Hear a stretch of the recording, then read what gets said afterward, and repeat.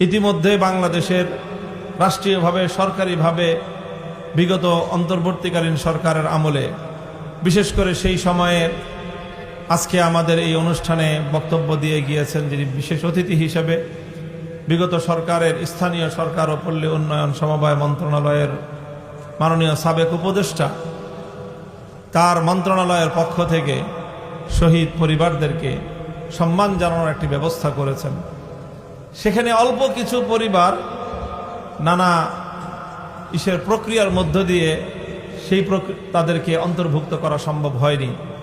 শাপলা স্মৃতি সংসদ তাদের প্রতিও কর্তব্য অব্যাহত রাখবে এবং সেই সকল পরিবারগুলোকেও যে কোনো উদ্যোগে অন্য কোনোভাবে না পারলে শাপলা স্মৃতি সংসদের পক্ষ থেকেও ইনশাআল্লাহ আপনাদেরকেও সেই সম্মাননাটুকু এবং সহযোগিতাটুকু পৌঁছে দেওয়ার আমরা প্রত্যয় ব্যক্ত করছি এবং সেটা ইনশাআল্লাহ আমরা করব।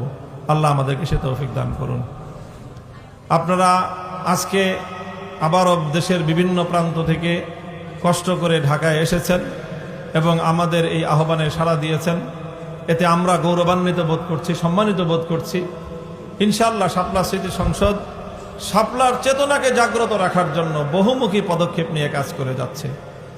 বাংলাদেশের আগামীর রাজনীতি, বাংলাদেশের জাতির আগামী দিনের গতিপথ নির্ধারণ করার ক্ষেত্রে শাপলা চত্বর যে মাইল ফলকের ভূমিকা পালন করেছে এবং সেই মাইল ফলকটিকে শাপলার বীর শহীদানরা জীবন দিয়ে, রক্ত দিয়ে বাংলাদেশের গভীরে প্রথিত করে রেখে গেছে। এখন আগামীর দিনে সেই মাইল ফলকের ভিত্তিতে দেশ এবং জাতি যেন সঠিক পথে পরিচালিত হতে পারে এবং এই পথ থেকে যেন এই জাতিকে, এই দেশকে কেউ বিচ্যুত করতে না পারে, সেই সংগ্রামটুকু আমাদেরকে সম্মিলিতভাবে অব্যাহত রাখতে হবে ইনশাআল্লাহ।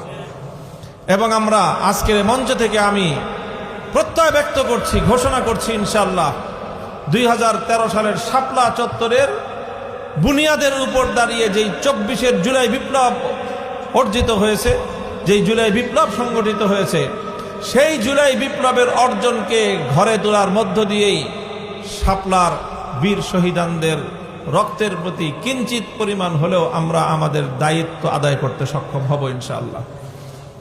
ইনশাআল্লাহ আগামীর বাংলাদেশ গঠিত হবে 2024 জুলাই বিপ্লবের আকাঙ্ক্ষার প্রেক্ষিতে।